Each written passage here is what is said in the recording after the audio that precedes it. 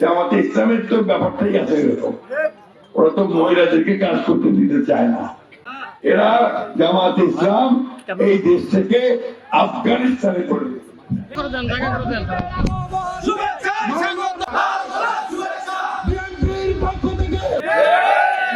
নিয়ে যেতে চায় জামাতে ইসলাম একটা দল, যে দলটা আমাদেরকে সামনের দিকে যেতে বাধা দেয়।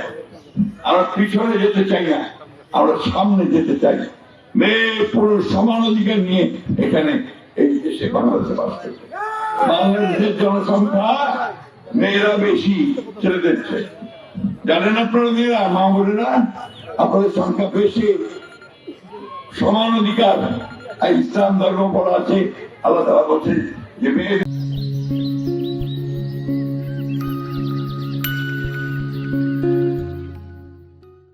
তার সমান, তার প্রতি প্রাপ্য অধিকার, সে অধিকার তোমরা অবশ্যই প্রদান করো।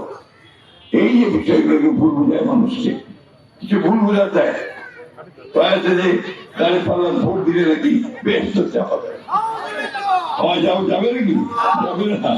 তো এই যে বোঝায় ভুল, এই ভুলগুলো আমরা বুঝতে চাই।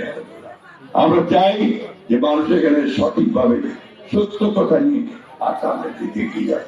আজকে সরকারের পত্রিকা বাইরে আজকে মহিলারাও মিছিল করতেছে। আমি জানি না এটা কতটুকু সত্যকে মিথ্যা, এটা নাকি টেলিভিশনে হ্যাক করা হয়েছে। জামাতের আমির সাহেব মহিলাদের বিরুদ্ধে নাকি কথা বলছেন, আমি কিন্তু জানি না। আমি সাংবাদিককে জিজ্ঞেস করি, আমি জানি আই ডোন্ট নো, বাজে কথা বলেছেন। যদি হয়ে থাকে, উনি যদি পড়ে থাকেন, তাহলে অন্যায় করেছে, সঠিক করেন। মহিলারা কখনই তাকে এটা মেনে নিতে পারবে না। তবে জামাতে ইসলামের তো ব্যাপারটাই আছে এরকম, ওরা তো মহিলাদেরকে কাজ করতে দিতে চায় না, বলে মহিলারা ঘরে থাকবে, কাজ করবে কি। এবং ওই যে আপনার গার্মেন্টসে যারা কাজ করে মেয়েদেরকে, তাদেরকে বলে দিয়েছে যে 5 ঘন্টার বেশি কাজ করতে পারবে না, তো খাবে কি। সব শেষে আবার আওয়াজ জানতে চাই, আপনারা আমাকে কানের শেষে ভোট দিয়ে আমাকে কাজ করেন।